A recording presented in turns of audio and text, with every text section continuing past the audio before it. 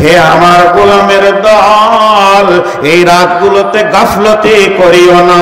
স্বয়ং আমার রব তোমার গুনাহ মাফের জন্যে আর অনেক নেকির প্রাচুর্য দেওয়ার জন্যে 10টা রাতকে বানিয়ে দিয়েছে।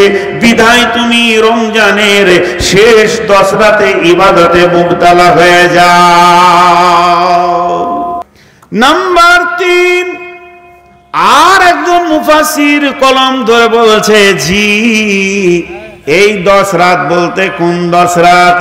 বলে জিলহিজ্জা মাসের 10 রাত।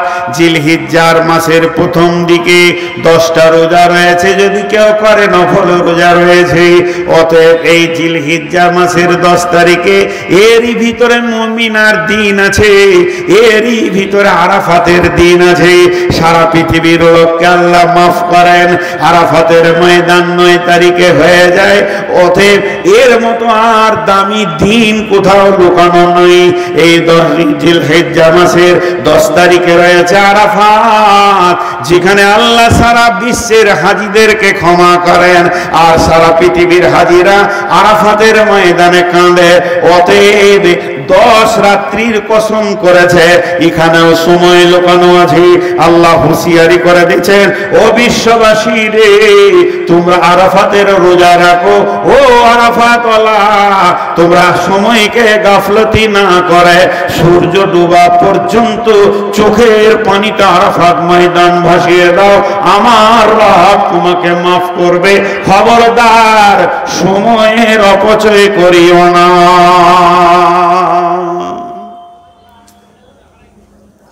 জি কিছু বলছিলেন?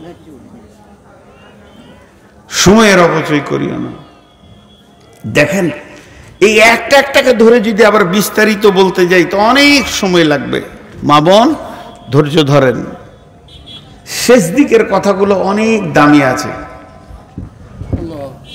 আর 1-2 করে যদি কেউ যাওয়ার নিয়ত করছেন, মাঝে একটা কথা বলে নি, আমি নূর মোহাম্মদ কাঁঠাল গাছ থেকে হইনি, আর তাল গাছ থেকেও আমার জন্ম লয়।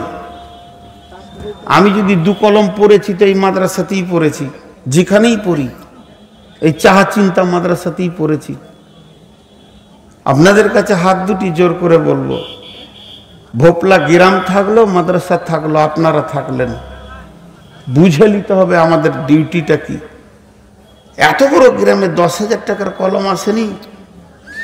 এখনই যদি আমি 2টা নোংরা গাল দিয়ে খিস্তি করে দিই, মুখ খারাপ করে মা বোন তুলে গাল দিয়ে দিই, তো ওইখান থেকে আপনি চিল্লিয়ে বলবেন, মার শালাকে যত টাকা লাগে দিব,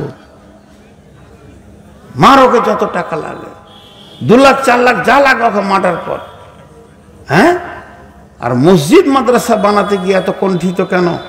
পস্তাইতে হবে। যারে তুই বাসলি ভালো, যারে তুই বাসলি ভালো, সে যে তোর আপন নয়।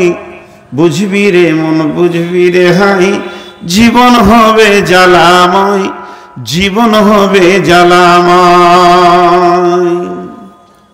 সময় একটা নিয়ামত। তাহলে 10 রাত্রির কসম, তারপরে আল্লাহ কসম খেয়েছে কিসে? ওয়াসফি ওয়াল ওয়াতরি, জোড়ার কসম। নারী পুরুষ, নর নারী, আর আপনার কিনা এই জোড়ার কসম খেয়েছেন, জোড়া বানিয়েছেন কে? আল্লাহ। জোড়ার কসম খেয়ে রব্বুল আলামিন বলছেন, বিজোড়েরও কসম করছি, আমার বানানোর ভিতরও বিজোড় রয়েছে। চাঁদ রয়েছে একটা, আবার সূর্য রয়েছে একটা, আসমান রয়েছে 7টা।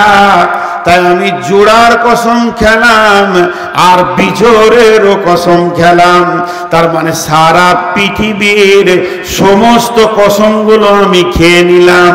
যে বলছেন আল্লাহ তাবারাক ওয়া তাআলা, ওয়াসফি ওয়াল ওয়াতরি ওয়াল লাইলি ইযা ইয়াসরি, হাল ফি যালিকা কাসামুল লিজি হিজরি, হাল ফি যালিকা কাসামুল লিজি হিজরি, হাল ফি যালিকা কাসামুল লিজি হিজরি। একটা কথা জিজ্ঞেস করব আমি। আল্লাহ কসম খেলেন ফজরের, 10 রাতের জোড়া বিজোড়া দিয়ে বললো ওয়াল্লাইলি ইজা ইয়াসরি। এটা কেন বললেন? এইটা বললেন প্রবাহমান রাত, এটা ওয়াল্লাইলি ইজা ইয়াসরি, প্রবাহমান রাত।